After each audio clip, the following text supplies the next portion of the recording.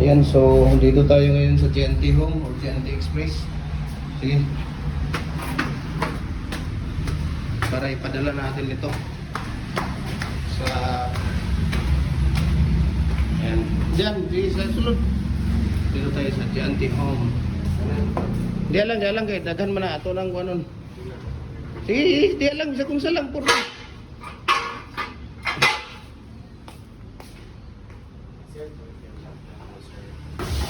Ayan o.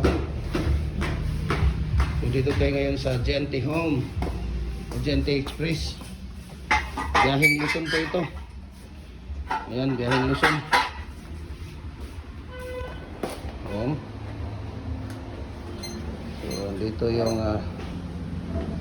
anuhin na muna natin. Dito yung GNT. Ayan yung mga box ng GNT Home. Dito, wala kang electric, wala kang ano dito kuya, electric fan.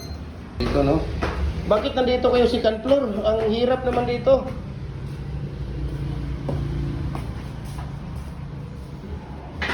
Wah, ang hirap dito second floor. Lalo na mabigat, lalo na yung mga box, di ba? Mamaya na kuya, ano natin? Pagsabay natin mamaya pagka ano, ilang kilo ba dapat maano diyan? Kalatahan, sir. Hindi, ilang kilo ba ang ano, pwedeng ano dyan? Kahit ilan, sir. Isa-isa? Okay. Saglit lang. I-ano muna natin para mayroon tayong guide.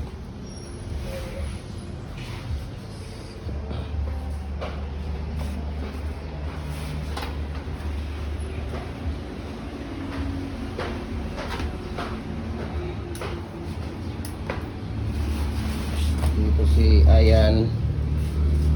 Dadala ng mga molder natin. Siguro ano to no? Mga ilang karton kaya to na maliit? About 2, sir. Dalawa siguro ba? Sa isang karton, dalawa, sir.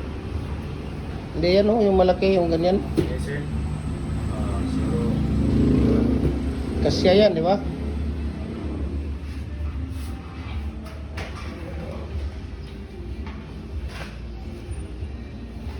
GNT Home.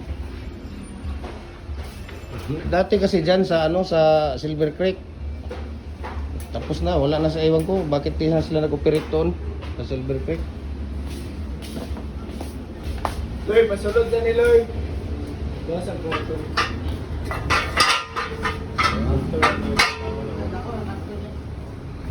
2, 4, 6, 18. Sa karton, no? Kaling na po, 150. Ang gamay, 100.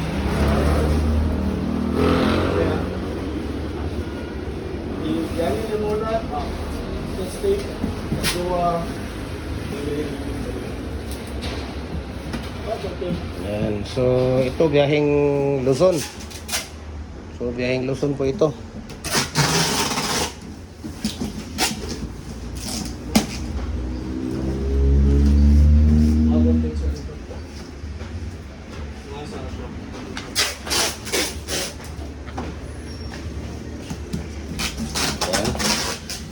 Diyan lang dong, idikit-dikit mo lang doon para mapicturean natin. Okay. Ayan, so maraming salamat, no? God bless. So, biyaheng